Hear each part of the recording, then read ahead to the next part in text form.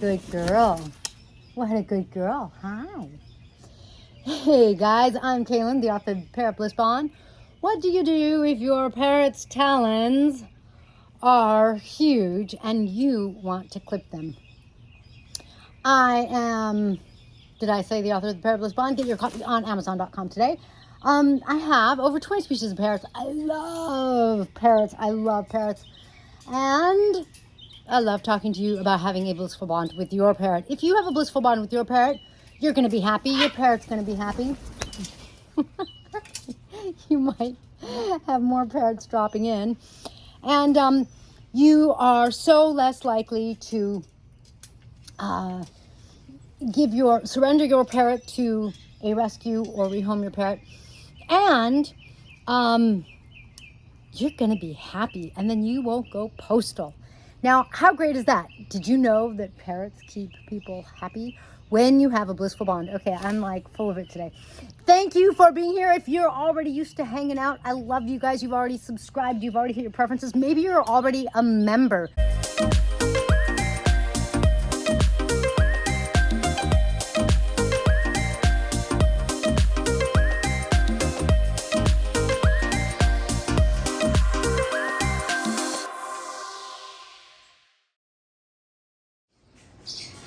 Okay, so she's put the towel around him, and now she's got his beak. And at that point, it's really easy. I like it better when their head's up a little, if that's possible. But I think my Dremel's out of juice. Okay, so if the Dremel was working, now I can very easily just hold his fingers, his nails in my hand, and this is a shame because I really did want to do him. I'm going to go with the clippers, grabbing him, and then once, if you have one person holding him, just clipping the end is really easy. Just in case you clip too much, you really want to have, there's a leady stoppy, and we use cornstarch, right? But really avoid that by just only clipping the very end. Now, when you clip, a round clipper is easiest, and these back nails are the hardest. While she's giving me this foot, I'm going to do it. The round clippers is better because their feet are round. Okay, you're going to give me this one now. And once you clip them, just the very tip. Notice I have no bleeding because I'm just doing the very tip. Then it's easy to come through and with the Dremel either round off the cut, because it'll cut sort of a sharp edge, or file it down a little more, so you're just filing just the littlest bit that you wanted. I need these two. Okay. Hopper, you're doing such a good job. And as always, one of the most important things is, do you see that his chest is clear? In a minute, Saha will turn him around. Oh, good. Okay. And so you could see her hands. This hand is just cupping his body. This hand is holding his head, his skull. He's having no problems breathing. Hi, sweetie. Okay. Hi, Hopper. She didn't. So, if you are accustomed to taking your parrot to a groomer or to the vet to have their nails clipped or their beak clipped, yesterday's video was on beak. Was it yesterday's video? I think so. She is pulling my dress through the bars of the chair. You know, one thing about taking your parrot to the groomer is it is additional stress for them. On the one hand, I think it's good for your parrot to be accustomed to different things. Wild squirrel chases behind me.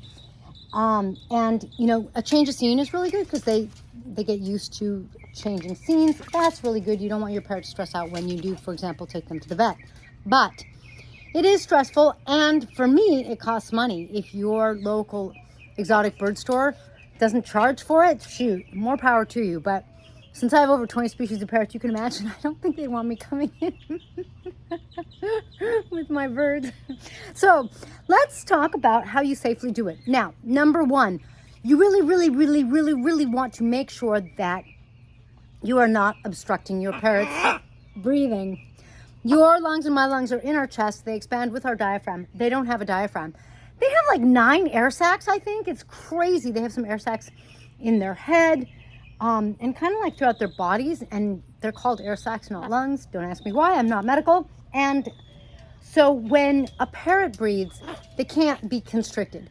I want you to think of a boa constrictor. If a boa constrictor hugged your middle, you wouldn't be able to breathe. Well, if you hold your parrot in such a way, the same thing would happen. So when you are trimming their nails, one of the most important things is making sure that you hold them the correct way. And I'm going to show you how in this video. What I'm going to want you to look for is, number one, cupping their body. And we don't cup like their chest or anything. We just kind of cup them from the back.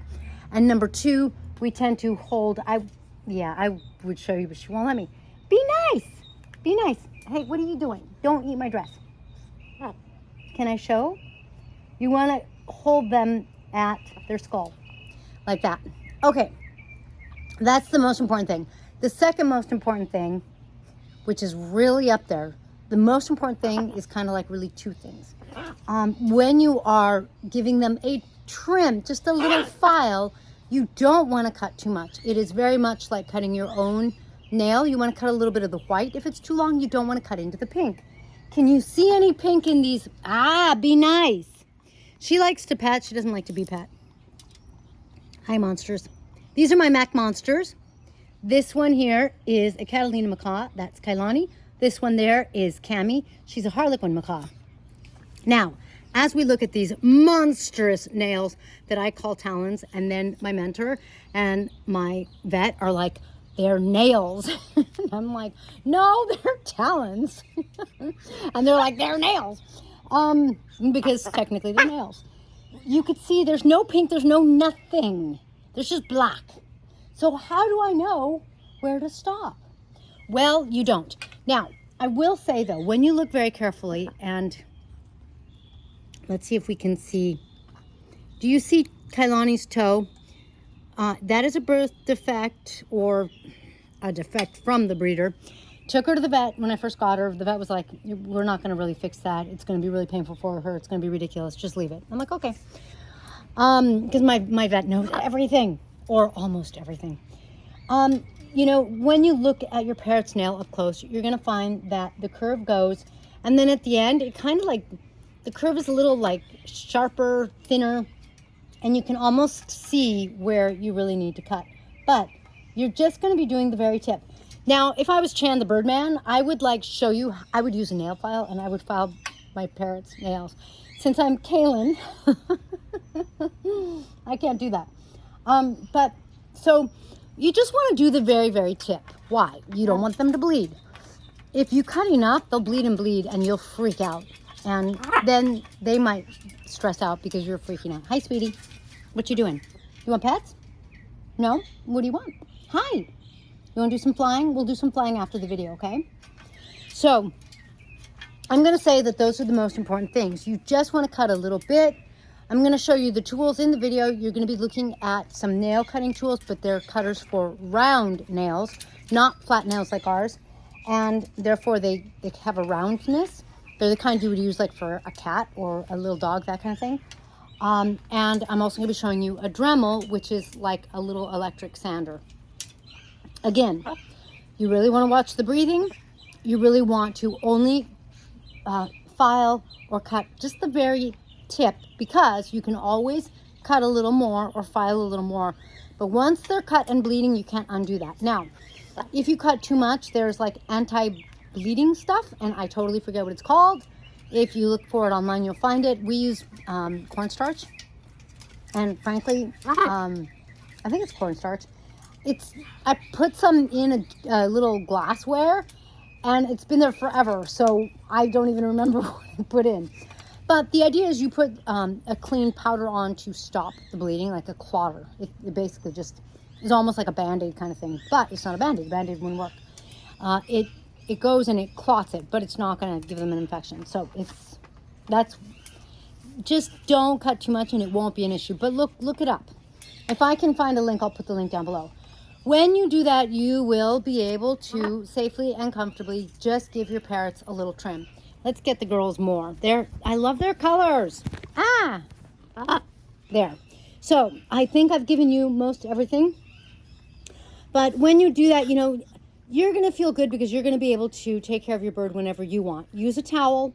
When you use a towel, it helps you hold the bird in place. And you will see that as my daughter is holding the Kaik, whose nails, we are doing both. That's not true, the Dremel didn't work. But anyway, you'll see that there's like no chance she's going to get bitten. So I like it because the stranger doesn't have to come and hold my bird and stress out my bird. I mean, and then that's not necessarily a bad thing. My parrots aren't on a first name basis with my veterinarian, avian veterinarian, although they practically could be, but they aren't. So it's not like they're happy with my avian veterinarian necessarily grabbing them, but she has a real way about her that I like. And a lot of the groomers I've seen, they have a real way about them too. So it's very possible that wouldn't be an issue. Now, it's been too long. Let's get to the video of the clipping and then we'll be done. All right, thank you for joining me in this blissful video. If your parrot is stressed out for any reason, please be sure to get Tink's Must Have Parrot Relief. It is CBD and hemp oil. The hemp oil is, well, it has the best balance of omega, so it's really good for your parrot, and the CBD will help relax them. Or if your parrot's not stressed out, it will help support a strong immune system. Parrotbliss.com. Please be sure to like and post below. That helps my juice, and I love reading what you guys say. And then we will see you in the next Kailani video. Can I pet you now? Can I pet you now? Oh, thank you. Thank you. Yeah.